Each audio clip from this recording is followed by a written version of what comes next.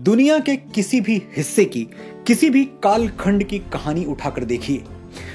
जब भी कोई आक्रमणकारी किसी दूसरे राज्य या देश पर आक्रमण करता है तो सबसे पहले उनके ग्रंथ नष्ट कर देता है, क्योंकि मनुष्यता को तब तक दास नहीं बनाया जा सकता जब तक उसकी संस्कृति स्वतंत्र है।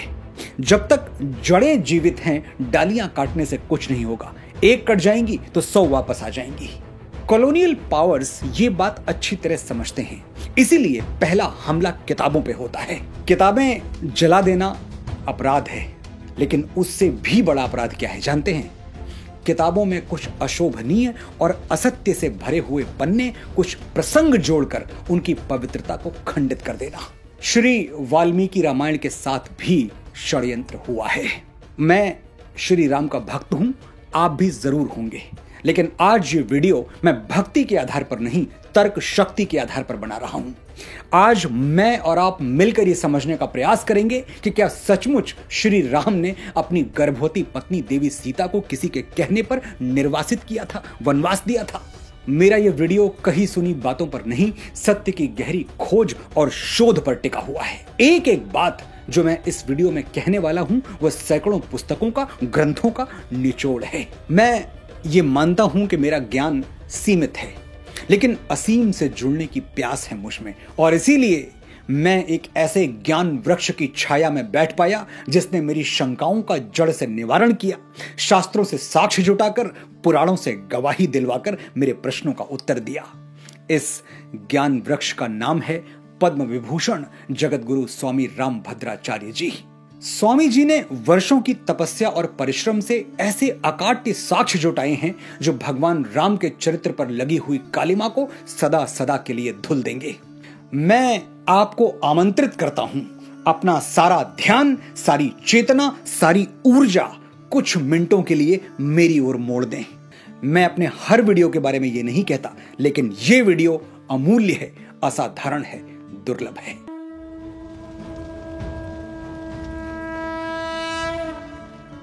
प्रचलित कथा यह है कि श्री राम ने रावण को मार दिया। वो अयोध्या लौटे और उनका राज्याभिषेक हुआ। फिर एक दिन एक धोबी उनके राज दरबार में आया। वो अपनी पत्नी को त्यागने पर तुला हुआ था।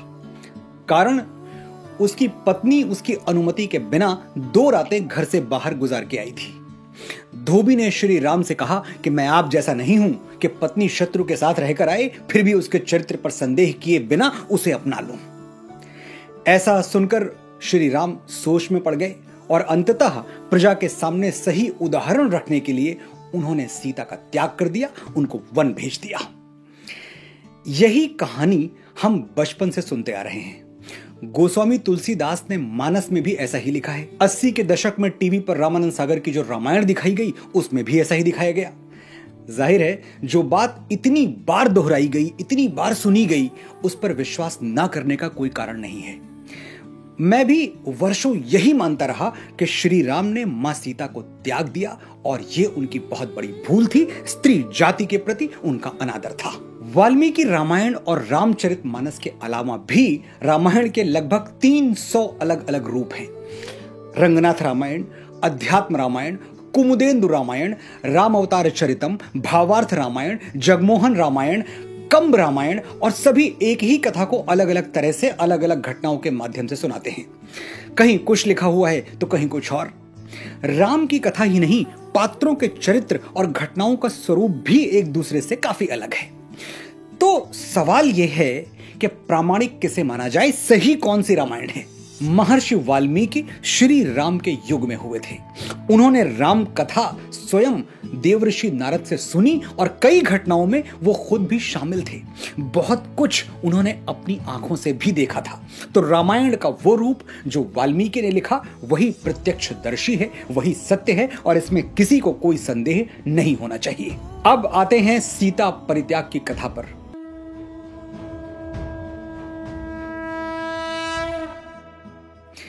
ये पूरी कहानी रामायण के उत्तरकांड में लिखी गई है।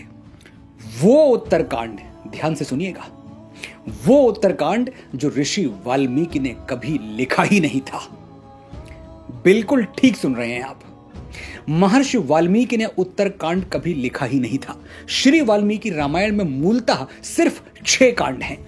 बालकांड, अयोध्या कांड, अरण्य कांड, किष्किंधा कांड, सुंदरकांड और युद्ध कांड।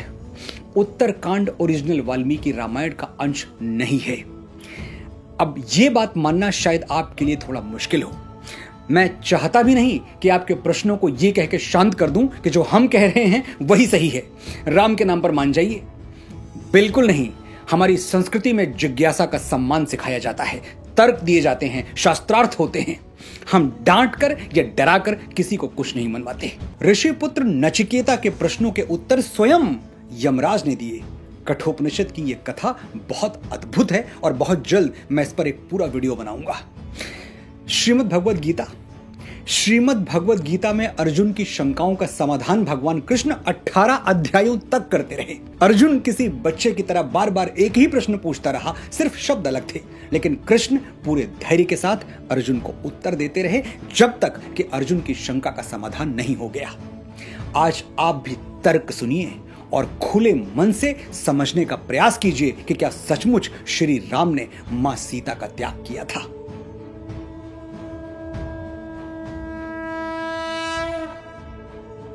आपने अंग्रेजी के नॉवेल्स पढ़े होंगे। अक्सर वो समाप्त कैसे होते हैं? And they lived happily ever after. वो खुशी खुशी एक दूसरे के साथ रहने लगे। इसके बाद कहने के लिए कोई कहानी नहीं बचती। वाल्मीकि रामायण के युद्ध कांड का 128वां सर्ग कहता है, श्री राम राजा बन गए, विभीषण लंका चले गए, सुग्रीव किष्किंधा लौट गए, भरत सेनापति नियुक्त हो गए और इसके बाद श्लोक संख्या 95 से लेकर 106 तक हैप्पीली एवर आफ्टर का वर्णन है। कैसे श्री राम और सीता साथ रहते हुए खुशी खुशी अयोध्या पर राज करने लगे। श्लोक संख्या 106 के बाद क्या है? फलश्रुति। अब फलश्रुति क्या है? प्रथम वेद ऋग्वेद से लेकर जितने भी आस्तिक ग्रंथ रचे गए हैं उनके अंत में फलश्रुति लिखने की परंपरा है। फलश्रुति यानी सुनने का फल। ये कथा सुनने और सुनाने का क्या शुभ फल होगा। हनुमान चालीसा की फलश्रुति आपको जरूर याद होगी। जय जय जय हनुमान गोसाई, कृपा करहु गुरुदेव की नाई, जो सतबार पाठ कर कोई, छूट ही बंदी महासुख होई, जो यह पढ़े हनुमान चालीसा, होए सिद्ध साखी गौरीसा। यानी जो हनुमान चालीसा का पाठ करेगा उसके दुख समाप्त होंगे और सुख आरंभ हो जाएंगे। रामायण में भी श्लोक संख्या 107 से 123 तक ऋषि वाल्मीकि ने फलश्रुति लिखी है। यानी औपचारिक रूप से रामायण की कथा समाप्त हुई, कुछ और लिखने के लिए शेष नहीं रहा। युद्ध कांड अंतिम सर्ग का 119वां श्लोक सुनिए। रामायण मिदम कृत्सनम श्रवणतः पठतः सदा, प्रीयते सततम रामः सही विष्णु सनातनः। कृत्सतम रामायणम यानी यही संपूर्ण रामायण है। यह आधा तिहाई नहीं है, संपूर्ण है, कंप्लीट, फुल स्टॉप, इति। आगे 121वें श्लोक में वाल्मीकि लिखते हैं, एवमेतत् पुरा व्रत माख्यानम भद्रमस्तु वह प्रव्याहरत विस्त्रब्धम बलम विष्णोः प्रवर्धताम। यानी ये इतिहास संपन्न हुआ, इसे ऐसे ही गाया जाए और इसे पढ़ने और गाने वालों का कल्याण हो। ऐसा लिखकर वाल्मीकि राम की कथा को पूर्ण घोषित कर देते हैं। जब कथा पूर्ण हो गई तो फिर अचानक उत्तर रामायण कहां से आ गया? साफ जाहिर है कि उत्तरकांड बाद में जोड़ा गया और वो पूरी तरह काल्पनिक है। ऐसा क्यों किया गया मैं नहीं जानता, लेकिन इसमें राम और सनातन के विरुद्ध षड्यंत्र की गंध तो आती है। रामायण का उत्तरकांड पढ़ते हुए बार बार लगता है कि जानबूझकर राम को कलुषित करने का, उनकी छवि को बिगाड़ने का प्रयास किया जा रहा है। उत्तरकांड का एक श्लोक है, सीता मादाय हस्तेन मधुमैरेयकम शुचि पाययामास काकुत्स्थः शचीमिव पुरंदरः। यानी भगवान राम सीता जी का हाथ पकड़कर उनको मैरेयक मधु पिला रहे हैं, मदिरा पिला रहे हैं। पूरी रामायण में कहीं भी श्री राम मदिरा पीते हुए नहीं पाए गए और अचानक उत्तरकांड में वो सीता को मदिरा पिलाने लगे। क्या यह विश्वास करने योग्य है? यह श्लोक 42वें सर्ग से है। इसी सर्ग में आगे लिखा गया है, मनोभिरामा रामास्ता रामो रमयताम वरः रमयामास धर्मात्मा नित्यम परम भूषितः। यानी श्री राम वारांगनाओं को, वेश्याओं को प्रसन्न कर रहे हैं और उनका नृत्य देख रहे हैं। जो भगवान राम जीवन भर एक नारी व्रत धारण किए रहे, सीता के अलावा जिनके जीवन में किसी स्त्री की छाया तक नहीं मिलती, वो वेश्याओं का नृत्य देख रहे हैं। राम के चरित्र पर यह लांछन नहीं तो और क्या है। और ये लांछन महर्षि वाल्मीकि क्यों लगाएंगे, जो राम को विष्णु से भी बड़ा मानते हैं, उनको महाविष्णु कहते हैं। युद्ध कांड में वाल्मीकि राम को भ्रातृभि सहिता श्रीमान कह के संबोधित करते हैं, यानी श्री कौन है? देवी सीता। वो हमेशा राम के साथ रही, तभी वो श्रीमान कहलाए। हमेशा राम के साथ रही, ध्यान दीजिएगा। युद्ध कांड के 128वें सर्ग में वाल्मीकि साफ साफ लिखते हैं कि भगवान राम ने सीता जी के साथ हजारों वर्षों तक अयोध्या पर राज किया और सैकड़ों अश्वमेघ यज्ञ किए। राज्यम 10 सहस्त्राणि प्राप्य वर्षाणि राघवः शताश्वमेघा ना जन्हे सदस्वान भूरि दक्षिणान। जब हजारों वर्षों तक राम सीता के साथ रहे तो वनवास कब दिया? लेकिन यह तो सच है कि अग्नि परीक्षा मां सीता ने दी थी, अयोध्या में नहीं, लंका में। सीता ने रावण वध के बाद अपने निष्कलंक सतीत्व का उदाहरण प्रस्तुत करने के लिए अग्नि परीक्षा दी थी, ना कि राम का संदेह दूर करने के लिए, क्योंकि राम को तो कभी अपनी सीता पर संदेह था ही नहीं।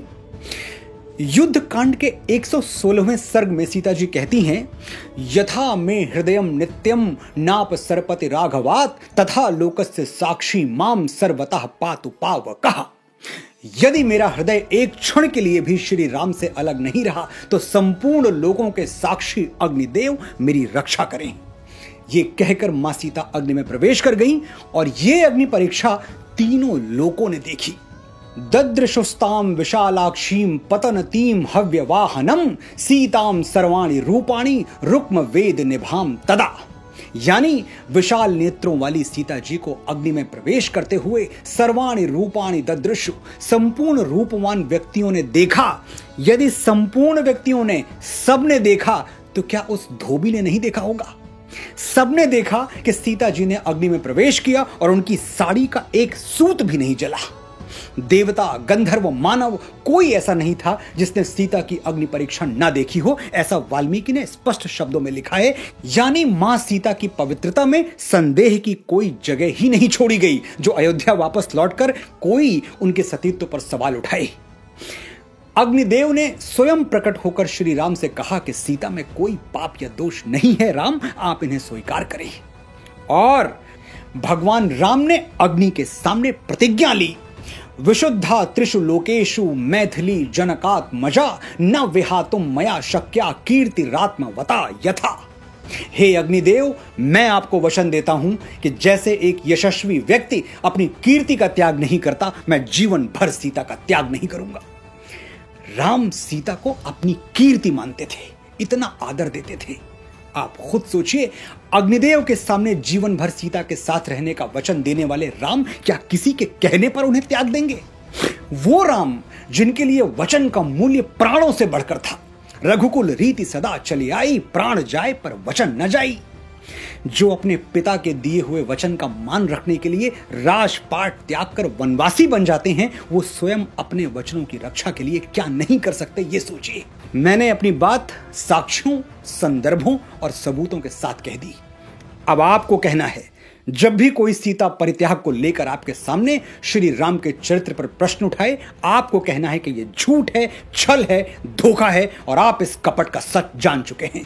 आपको कहना है कि श्री राम और सीता सिर्फ एक बार अलग हुए थे, जब रावण ने मां सीता का हरण किया था।